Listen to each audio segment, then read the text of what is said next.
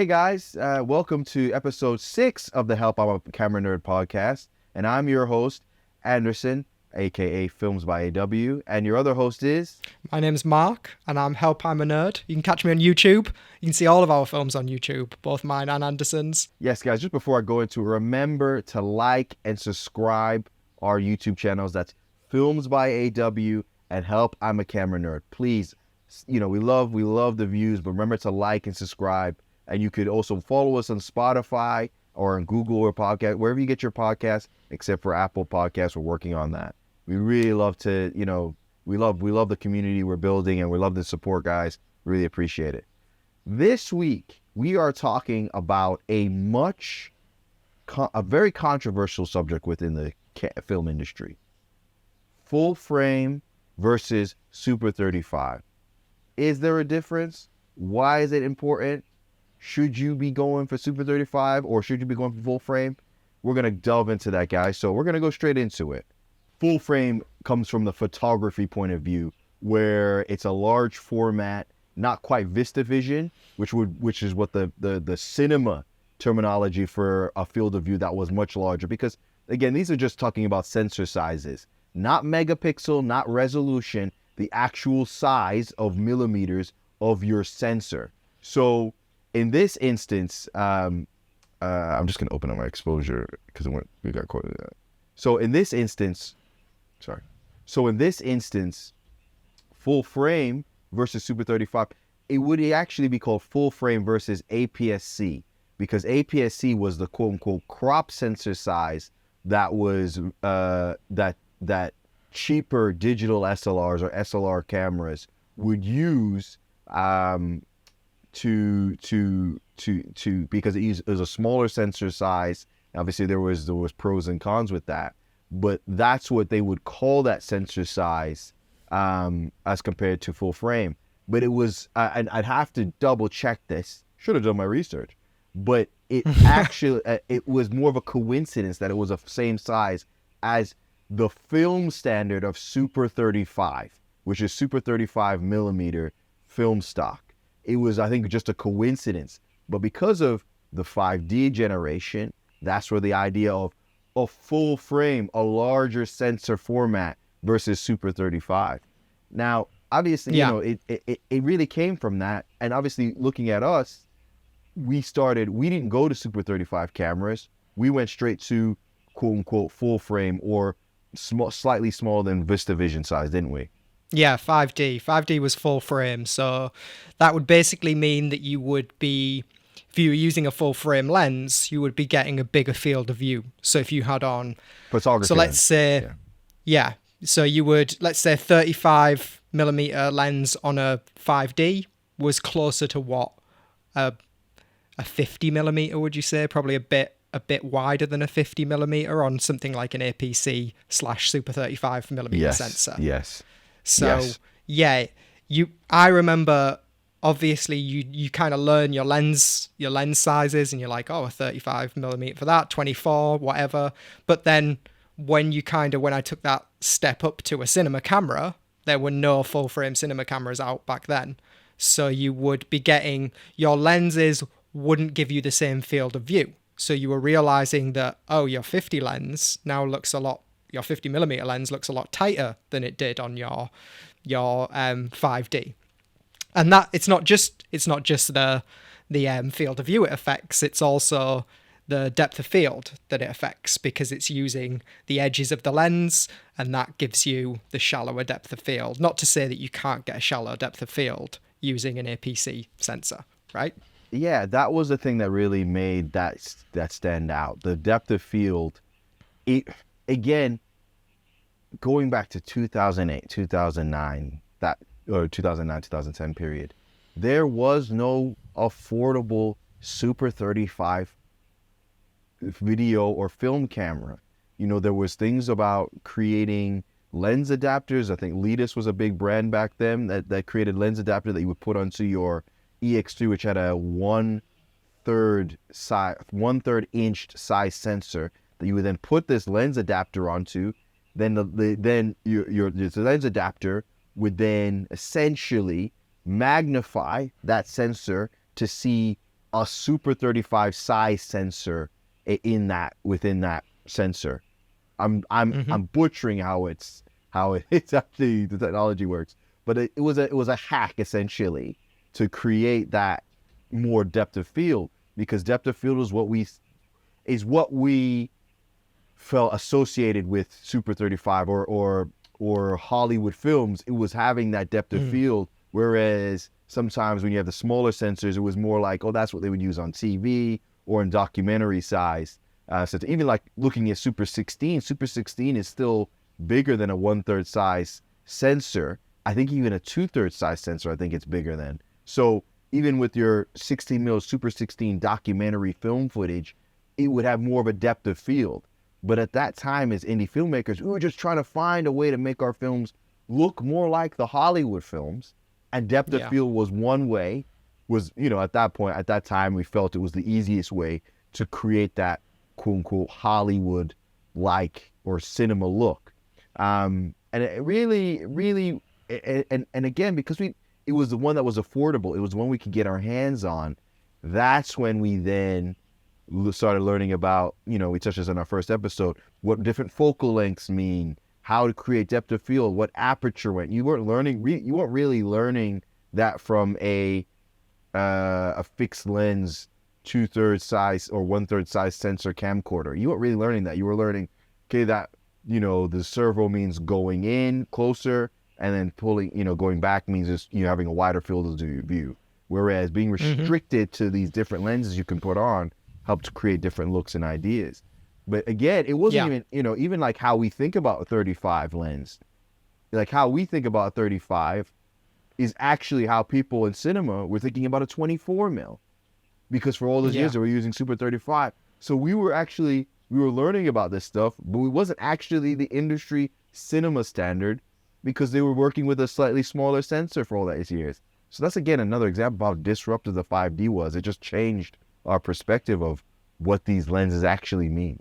Yeah. And it's still like, Super 35 on cinema cameras, on most cinema cameras, is still, I would say, the standard, right? Still the standard sensor size. I just got a Komodo beginning of this year, still Super 35 millimeter sensor. They've not made that jump to full frame yet. And it's only really with like some of the Sony cameras, you've just used one, you're going to talk about that, and the Alexa 35, right? That's got that bigger sensor now. So you're getting slightly more depth of field than you would. But you introduced me to that test. We can link the test in the bio for this. But a really interesting test that showed you the difference that a full frame lens versus the DAPC, so the equivalent basically. So they set it up so it's the same field of view, so they're trying to match the field of view by using two different lenses, but it shows you what it does to the depth of field. And does that make a difference? Does it enhance the image? What do you think? You've just used the FX6, right, which has a full frame camera sensor. You've actually used a lot of different cameras for this, your latest film that you're working on. Yeah. Tell me about what you think. Yeah, so, at this point, the film should have been out in the ether for about a week now, so I hope you guys are enjoying it, sharing it, liking it, an ode to fatherhood. There's more interesting content like that coming forward. I think the debate about Super 35 and full frame, for years, I couldn't get my head around it. I was like, well, hang on. If you move it further and closer, then you're still able to match the field of view in a different lens. Oh no, there's, some cinematographers will say, oh, there's, the full frame or the, or Alexa 65, which is even larger than full frame. And then IMAX, which is even larger than that. Don't get me started on those. But it was like, oh, it creates a different feel. It can mean an emotional thing. There's a slightly different look. People say it's more 3D. Maybe my eyes aren't attuned to it. I can't really see it. Once you match up that field of view, other than depth of field, which is that's the thing that people really wanted from it. Once you match the field of view, I don't think there's much of a difference. The test that Ari put up, it was using their DNA lenses, and they were comparing an Alexa 65 and an Alexa 35. And it was showing you can match it and it looks the same. It's just more of the image that you're getting with the Alexa 65, but the colors and the image itself looks exactly the same. The depth of field had increased, but again, you want the audience to see what you're filming, so you're not going to always want shallow depth of field. Shallow depth of field, really, its purpose was, its purpose in cinema. You're really wanting to focus on something or creating a more claustrophobic feel. It wasn't something that was necessarily, oh yeah, we just got to go wide open all the time. And when you think about how we've been using, or how we started out using wide open, films, fast lenses. So by fast, we means the lower the f-stop or the t-stop means the more light that lens is, so we call it a faster lens. We were using that to get an exposure on an image. We were filming with almost no lighting. We're using all practicals or the lighting in the environment. And so we were just trying to get an exposure. So we'd open up to 1.4 just to get the exposure and get that image, be able to see and tell the story of that image. Not necessarily thinking about the emotion that depth of field adds to it. Now, there's a lovely place for that depth of field, but sometimes you don't always want to use it. And that test from Ari really shows it's kind of a fallacy a little bit with it.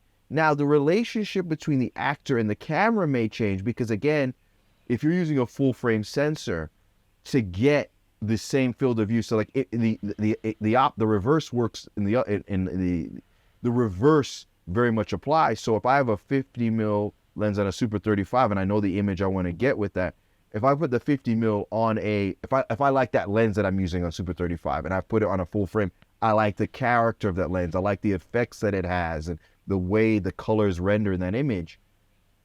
To match the field of view, I've got to move the camera, the full frame camera, closer to get that same image. So the relationship with your action to the camera changes. So I think it's more of a psychological change a little bit, and obviously depth of field. Now, sorry, that's a roundabout way of going into my segueing into. I just did this project where I used multiple formats. We shot a couple of full frame cameras. We did the FX6, the A7S III, and obviously those are two full frame sensors. And then we also used the Red Komodo and the Blackmagic 6K Pro. And those are two Super 35 sensors. The Komodo sensor is slightly larger than the Blackmagics, but it's they're closer together than it is. Those two sensors are closer in size than the two than they are to the full frame sensors with the A7S and the FX6. Mm-hmm. Now, other than depth of field, which I didn't really play with in this film that much, I don't think you can tell the difference that much. These cameras these days, the images are all great. But for me, the benefit of having full frame was having my relationship with the location. Now, I could, without having to go on a fisheye lens, I could then be in a smaller location and get more of a field of view. That's what it changed my relationship with the location and the actors. And I didn't have to go super close to get a different look. That's what I would say the change was. It was more of a psychological change. Obviously, we could go into things like how the sensor renders colors and these sensors, on their looks. And obviously, if you pixel look, you can see the difference. But I think, we've done a good job in matching them together. And it showed to me they're quite interchangeable. It really is about the tool you're most comfortable with. Yeah, I mean, I've watched the review edit, and I thought the thing about your film, which was great, is that all of the cameras performed really well. They all looked great. I couldn't really even tell that they were shot on multiple cameras. I think you're spot on. I watched the Oppenheimer behind the scenes video that was released, and they obviously shot on IMAX, which is an even bigger sensor.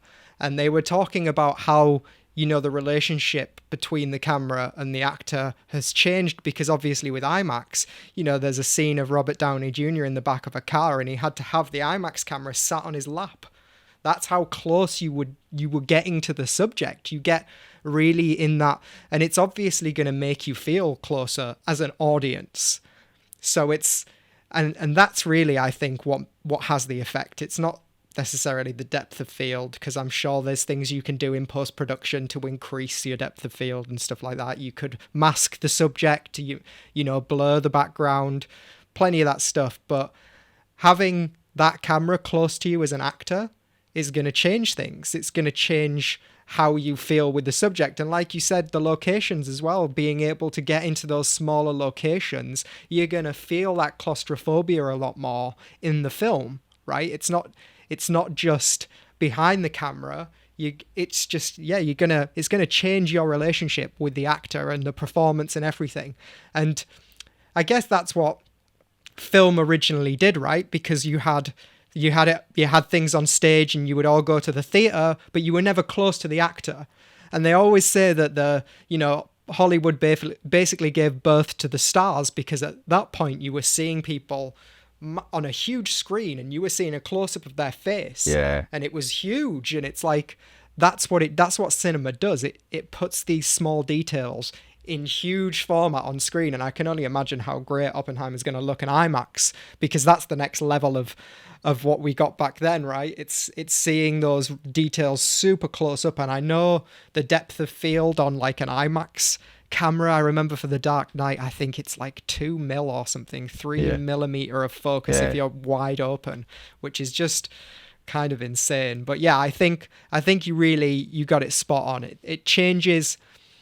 It's not about the depth of field as much as it is about the relationship between the distance between the actor and the camera and how that makes the audience feel. Because I don't think the audience necessarily are going to notice that depth of field, but they are going to notice if they feel close to the actor. Because those kinds of things are stuff that you don't need to say. It's just intuitive. The audience are getting that. That's like any audience member's going to get that. If you're watching a film, you're going to know, you're not going to be able to say why you feel like that. Yeah. But you will be able to say that you do feel like that. We all could look at a camera lens or an image and say, well, which one of these images do you feel closer to the subject? Is it this 85 millimeter or is it this 14 millimeter? And everyone's going to be able to pick it. They won't know why, but they'll know. Yeah. And I think that's the thing is we always have to remember. Filmmaking is it's an art form. It's not just technical. It's an art form that creates an emotion. Our job is to create emotions in people. One of my favorite films, and I know one of your favorite, it's probably my favorite film, is The Dark Knight. And I wasn't thinking about the IMAX camera. I was thinking about the scene where he's like, he says, 6 years is plenty. I'm going to recite the line now, and Andy Salamanca's going to laugh at me. And it was like, 2 on the roof, 6 shares is plenty. 5 shares is plenty. 6 years. Don't forget the guy who planned the job.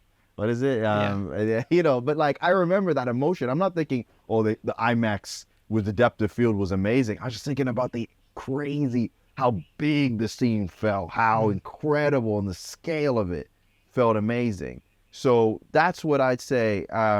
That's what I really felt from that at the time. So I think people need to just remember that, and we get so caught up in sex specs and whatever else and latest trends that we forget it's about the emotion the audience feels. Mm-hmm. Yeah, because the audience, I'm not saying that there aren't people out there that know about film, that watch film. Of course there are, but the vast majority of people, they're not technical film people like us. They do not take it for granted, but obviously they just digest it, like without thinking about it, without reading into it. Yeah, like you said, that scene, there's a few scenes in The Dark Knight. Obviously, we're getting films more and more now that are shot entirely on IMAX, but in The Dark Knight, you knew when the IMAX stuff was on because it just felt big. It's like that mask, the Joker holding that mask and that little depth. Like, it's just, you just felt like you were like, that mask was in your face right there. Yeah. And it makes you feel differently. And that's really the reason, I think. That's the difference. And yeah, I mean, I guess you can achieve that look. You've just got with a Super 35, you can put a wider lens on and get close and feel that. Yeah. But it's making those decisions, I guess, and knowing that and deciding what you want to do. And obviously with full frame, it's going to be more flexible with the locations and stuff like you said. Yeah. So I think that's the thing,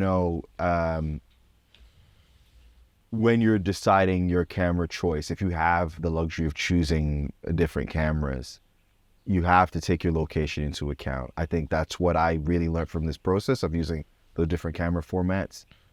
what is gonna allow me to make the most of this location, this actors that I've got, and the camera size was a big part of that. With us as filmmakers, an IMAX camera would be amazing to film on, but it's incredibly large or whatever. Now, if I want a similar look, I know a lot of films are shooting on Venice now. They're shooting on Sony Venice for IMAX because of the large sensor look, and they can shoot in a 4:3 to kind of trick the audience it's IMAX, right?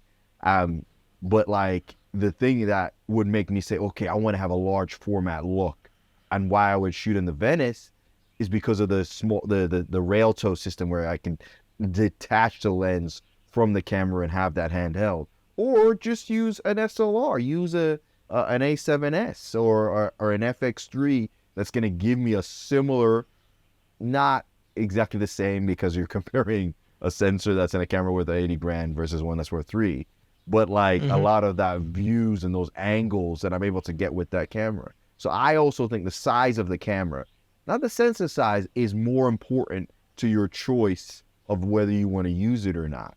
And I also think that the cameras are just so incredible now, and in the way that these little computers are just processing image data in ways that we couldn't even think of 10 years ago. You're so much more flexible. And I think that's more important to choice, as opposed to, oh, full frame isn't very good. Oh, Super 35 is. Because my other point would be, the films we all love, all of the films we love are shot in Super 35. The whole Dark Knight, my favorite film, it's not all shot in IMAX. Other iconic scenes are not shot in IMAX, they're shot in Super 35. Three perf Super 35. And, my other favorite film, Forrest Gump. I don't care what it's shot on. It's clearly shot Super 35 with Panavision lenses. And again, lenses are what, really help that look. But I don't care what camera it's shot on. But it's not, it's shot on Super 35. And the point I'm making is, we don't go films like that and say, oh, well, it should have been full frame. This doesn't look right.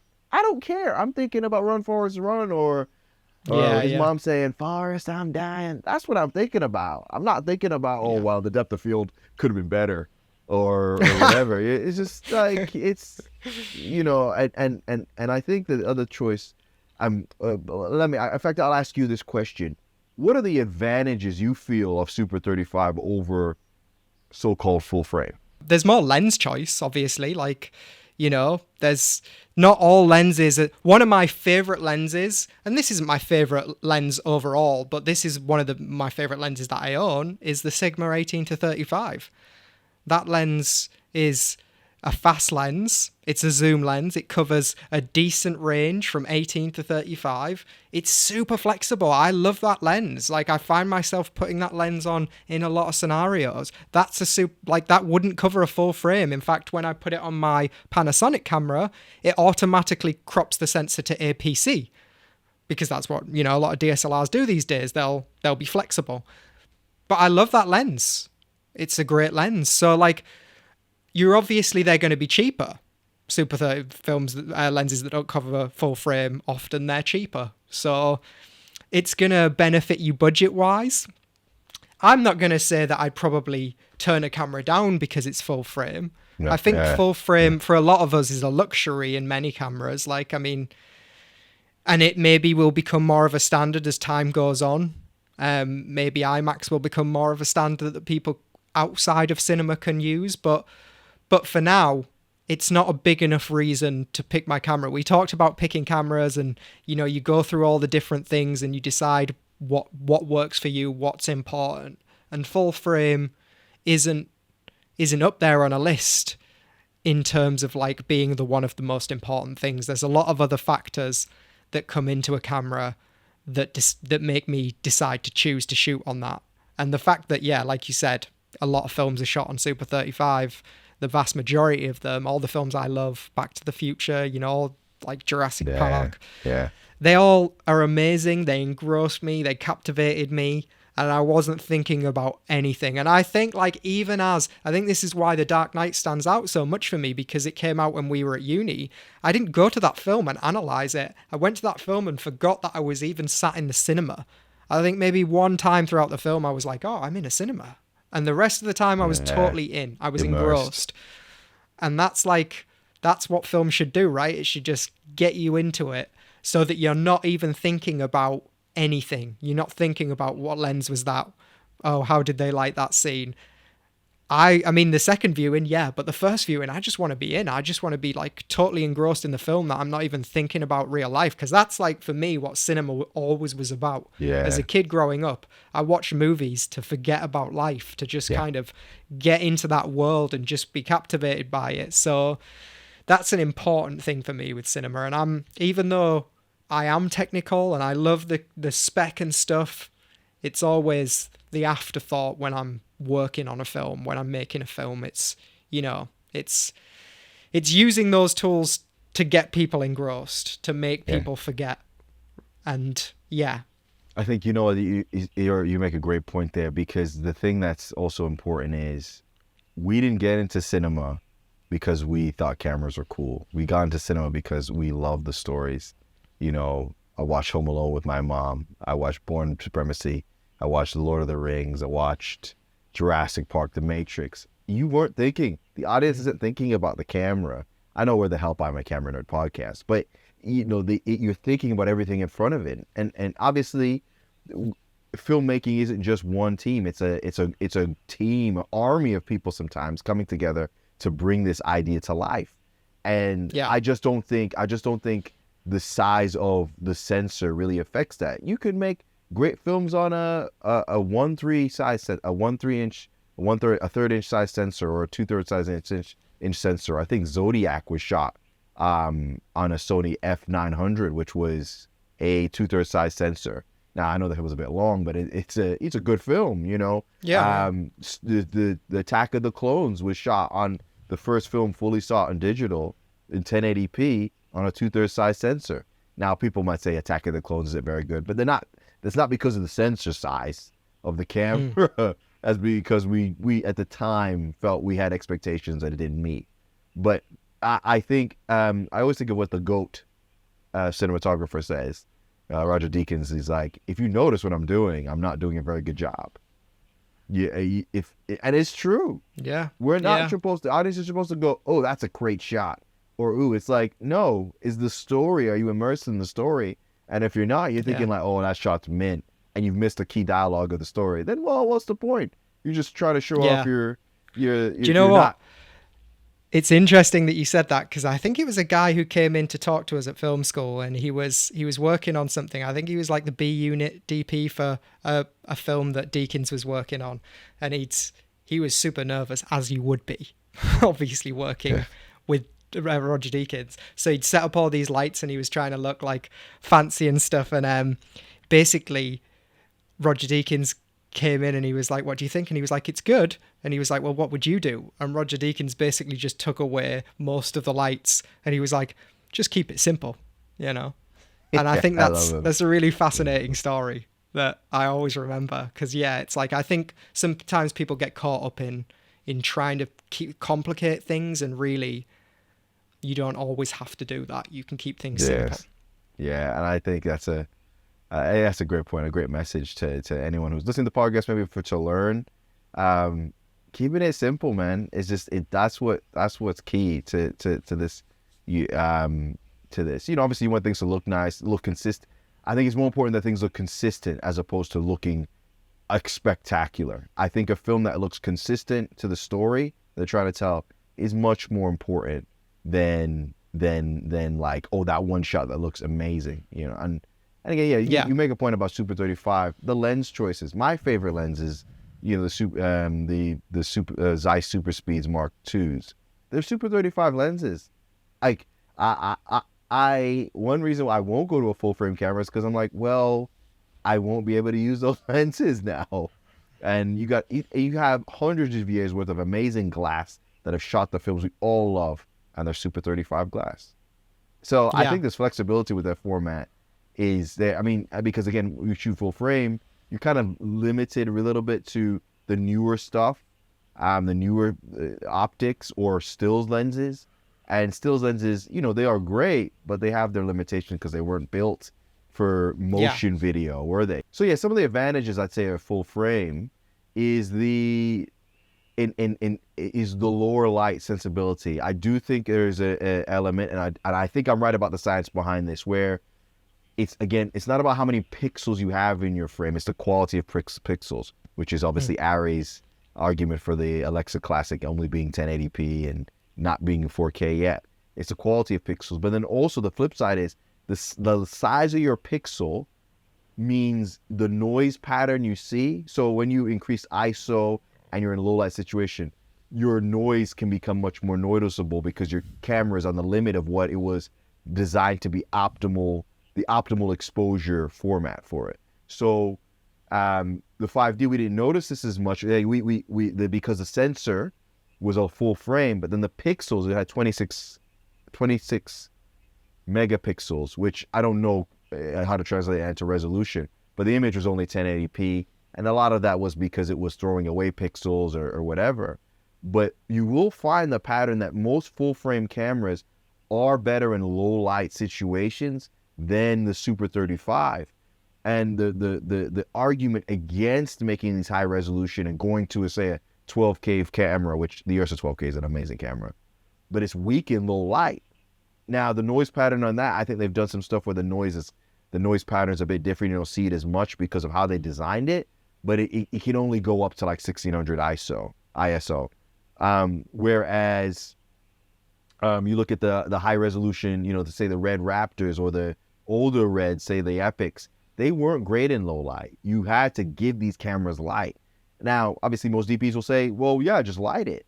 But if you're in a situation where you need that, you're on a little bit of a lower budget, you will tend to go full frame cameras. The Sonys, what you'll find is that their low light capabilities are better, even though they're full frame, but they're still their resolution isn't very high. I think of the A7Ss, even the FX6, they're still 4K resolution, which you would argue, oh, why haven't you gone up in resolution? But because those pixels are larger, they're able to take more light in. Because it's less megapixels, i.e. less resolution in a larger space, a larger physical space of that sensor, when it can absorb more of that light and thereby not have as much of those noise patterns. Whereas if you have a smaller sensor and you're jamming more resolution into it, the pixels are much, much, much smaller. So when you then are in situations where it's not an optimal exposure for it, you'll see those noise patterns more.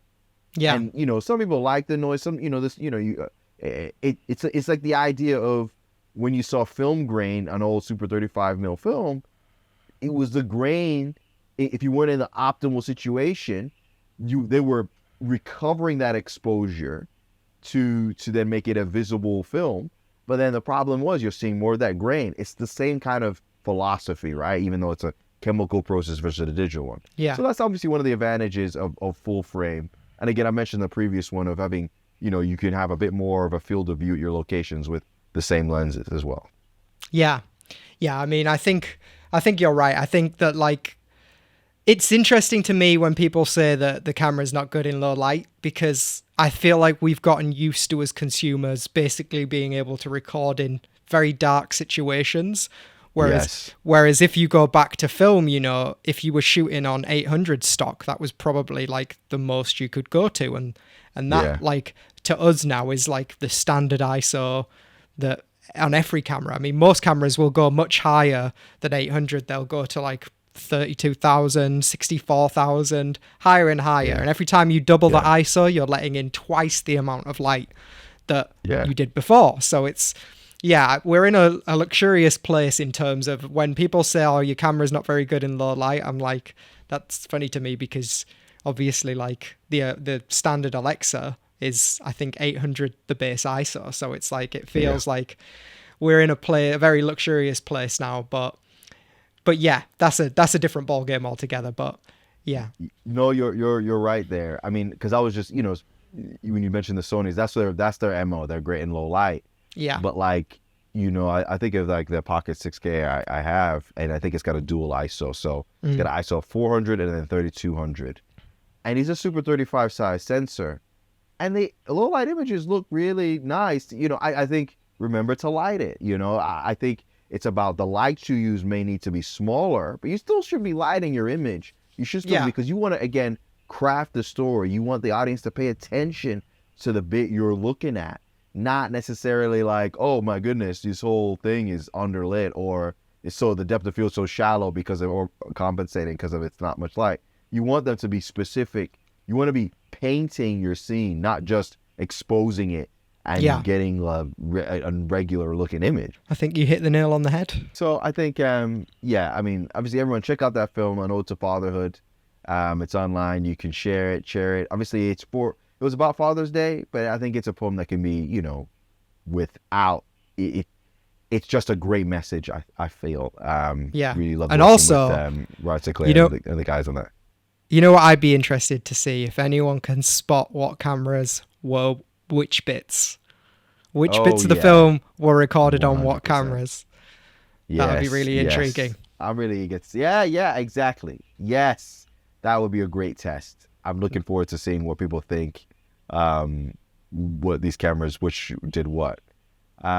Because it was an interesting experience for me to just use these different formats. And again, it shows what a great time we're in as a filmmaker. I think of Gareth Edwards, and I think obviously he used in Monsters that he shot back in 2010, or it came out in 2010 at least. He shot an EX2 with the lens adapters, and I always go back to that film, and I think, what if we sent some of these cameras back then? What would he think of the options that he has to make that incredible looking film? There is no excuse for filmmakers to say they can't have the right tools to make their movie. Yes, I know we can get caught up in, I think this is a separate debate. I think we're caught up in rig culture, where everyone is they're more concerned about how the camera looks, as in the rigging on it, and it's got this, than the actual image they're shooting, which is insane. Yeah. But we've got caught up in that. And we've all been guilty of it. Let me take a picture of the rig. But it's insane because it's like, what about what it's shooting? That's got to look great. And I think the options you have, you have $3,000. You buy a camera that you can shoot your indie film on, over your indie feature or your indie short film, whatever, your documentary. There's so much options out there, and don't let the sensor size limit you. Find what you're comfortable with. I'd argue, like we've argued, sensor size doesn't really matter. What matters is you feel comfortable with the tool that you have, and that allows you to tell that story that hasn't been told before. Yeah. Yeah, I think you're spot on, and it's so weird that you mentioned Monster, because I actually rewatched a trailer for it, because I just the other day, literally a week ago, I was like, I just want to go back and see if that still looks as good as I remember it looking, knowing that it was shot on a camera that I dislike just because of how much I've used it and how bad the image looked from it, because we didn't obviously do the lens adapters, but I just want to see. And I watched the trailer and I was just blown away by how pretty and beautiful the images are out of it when you've got that lens adapter on. And, do you really think Netflix are going to turn down your film if it's not shot on one of their approved cameras, knowing that you can make a great looking image on most things? I mean, we've got luxury now. We've got, and it'd be if you send any of the cameras back to 1995 or something like that, it would just be insane. What we have now is just amazing, and it's going to get better and better and better as time goes on. I mean, it gets better 100%. quicker and quicker and quicker these days. I'm sure in 2 years' time there will be cameras that blow me away more so than the ones that blow me away today. So I mean, I've just got RAW enabled on this camera that I'm shooting this on. ProRes RAW is now enabled. You need an Atomos or a Blackmagic video assist, but that's a DSLR that is giving you a RAW output, which is just kind of baffles me. It baffles me that that's even a thing.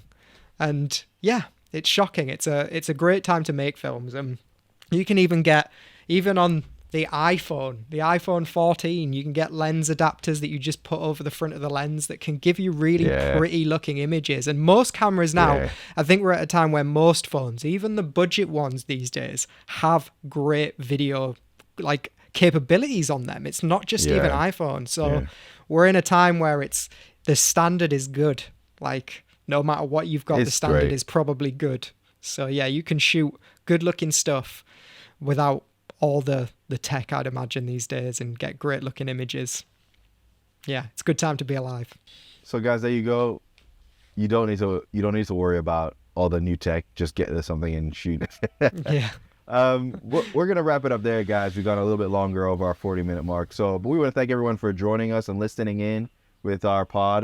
You can find us. Remember to like and subscribe. The Help I'm a Camera Nerd podcast. You can find us on Spotify or wherever you get your podcasts, except for Apple Podcasts. We're working on that.